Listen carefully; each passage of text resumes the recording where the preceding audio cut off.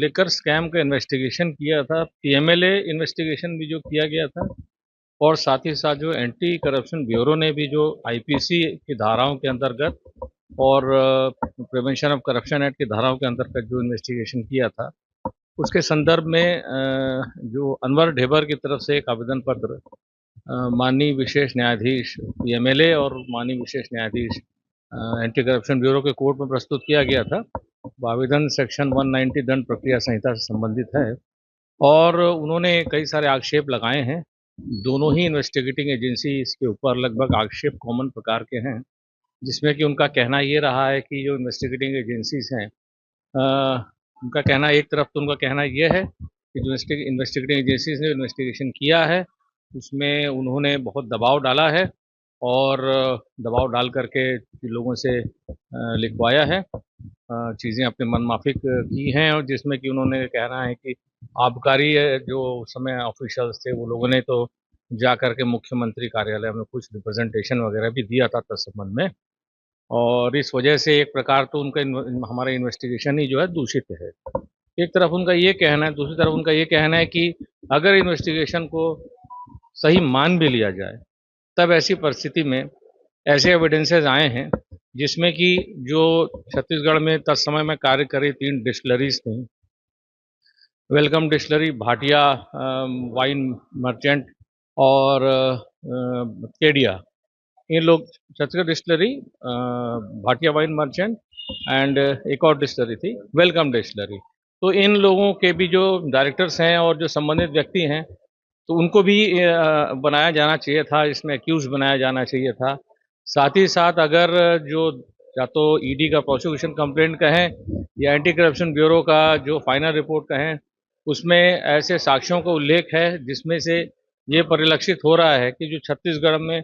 Part A और part B, part सी का कार्यक्रम करके और लिकर स्कैम को अंजाम दिया गया था। चूँकि उन सभी के जो उसमें एसोसिएटेड पर्सन्स थे, जैसे कि डिस्टिलर्स, जैसे कि बॉटलिंग एजेंट्स, जैसे होलोग्राम मैन्युफैक्चरर्स, और साथ में जुड़े हुए ऐसे अन्य कई लोग जैसे एक्साइज ऑफिशियल्स, जिसमें स्पेसिफिकली जनार्दन कौरव का नाम लिया गया है, और इन लोगों को अभियुक्त बनाया जाना चाहिए था, लेकिन साक्ष्य होने के पश्चात भी इनको जानबूझ करके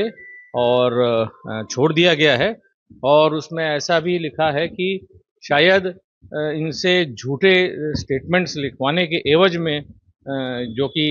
अनवर ढेबर के विरुद्ध हैं या अन्य लोगों के विरुद्ध हैं, झूठे स्टेटमेंट्स लिखवाने के वजह से उनको आरोपी नहीं बनाया है। इस प्रकार के एलिगेशन थे, और उसमें ये था कि जो इन्फोर्समेंट डायरेक्टरेट के द्वारा जो अपना प्रोसिक्यूशन कंप्लेंट पेश किया गया है उसमें बहुत सारा क्वांटिफिकेशन किया गया है कि लेकर स्कैम में, यही चीज़ एसीबी के लिए भी कही है कि लेकर स्कैम में जो भी लोगों ने पैसा कमाया और किन किन लोगों ने उसमें लाभ प्राप्त किया, उसमें तो ये सारे लोग भी आते हैं जैसे डिस्टिलर्स हैं वगैरह वगैरह जो हैं। तो इनको जब अपने प्रोसिक्यूशन कंप्लेंट में आप ये लिख रहे हैं कि इन लोगों का इसमें ऐसा रोल था और आपने ऐसी सूरत में इनको क्यों नहीं आरोपी के रूप में प्रदर्शित किया या इनकी अरेस्टिंग क्यों नहीं की गई, ये उनका मुख्य जो तर्क का बिंदु था वो ये था। हमारा उसमें जवाब ये रहा है कि भाई अगर एक तरफ आप ये कह रहे हैं कि इन्वेस्टिगेशन ही दूषित है, तो दूषित इन्वेस्टिगेशन में आप किसी को क्यों आरोपी बनाना चाहते हो? दूसरी चीज़, इन्वेस्टिगेशन जो है, जो भी हमने किया है, वो माननीय छत्तीसगढ़ उच्च न्यायालय के द्वारा इनके हमारे इन्वेस्टिगेशन के विरुद्ध गए थे और वहाँ पर बहुत सारे बिंदु वहाँ पर उठाए गए थे इनके द्वारा कि ये जो इन्वेस्टिगेशन है एक नई ईसीआईआर दर्ज करके नहीं हो सकता और पुराने साक्ष्यों पर नहीं फिर से नहीं चला जा सकता। ये सब चीज़ें छत्तीसगढ़ हाईकोर्ट के सामने आई थी और छत्तीसगढ़ हाईकोर्ट ने उनको ये सब तर्कों को श्रवण करते हुए डिसमिस कर दिया ये सारे तर्कों को, और हाईकोर्ट ने होल्ड किया कि जो हमारा इन्वेस्टिगेशन है वो फ्लॉलेस है, किसी प्रकार से भी उसमें कोई दुर्भावना नहीं हुई है। और जिन लोगों के विरुद्ध भी, यहाँ मैं बड़ा ध्यान दिलाना चाहूँगा इस बात पे, जिन लोगों के विरुद्ध भी जो अनुसंधान किया गया है उनके विरुद्ध पर्याप्त साक्ष्य प्रथम दृष्टया उपलब्ध हैं, ऐसा हाईकोर्ट ने पाया था। और एफआईआर जो ईओडब्ल्यू ने दर्ज की थी और ईडी के द्वारा दर्ज की गई ईसीआईआर को क्वैश करने से इनकार कर दिया था। बहरहाल मामला अभी सुप्रीम कोर्ट में पेंडिंग है।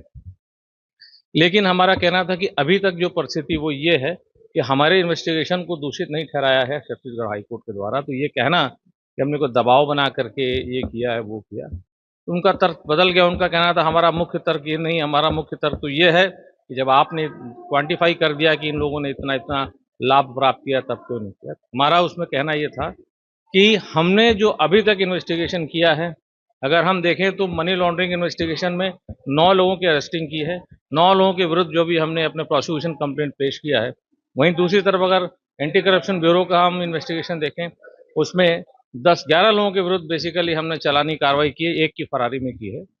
ऐसी परिस्थिति में हमने जो साक्ष्यों का संकलन किया है वह उन लोगों के विरुद्ध किया है जिन 9 लोगों को या जिन 11 लोगों को हमने वर्तमान में अपनी प्रोसिक्यूशन कंप्लेंट या हमारी फाइनल रिपोर्ट में अपना जो आरोपी बनाया है। ये सारे इन्वेस्टिगेशन उनके विरुद्ध था और उनके विरुद्ध साक्ष्यों का संकलन था।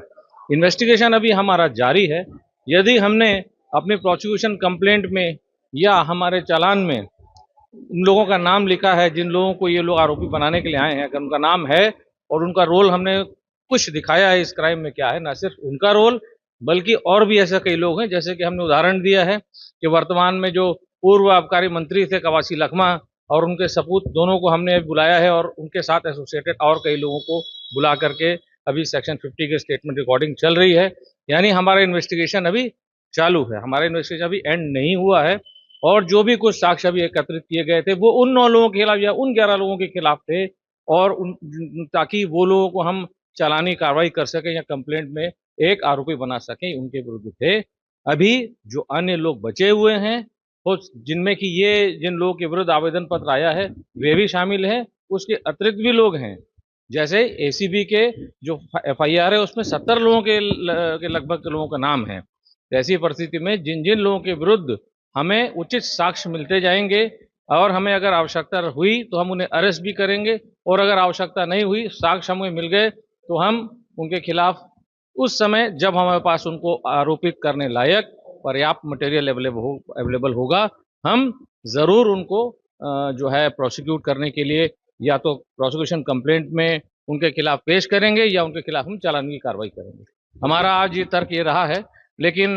जो दूसरे पक्ष ने अभी रिजॉइंडर सबमिशन के लिए समय मांगा है, तो अब वो 25 जनवरी को इसमें रिजॉइंडर सबमिशन की तरफ से आएगा।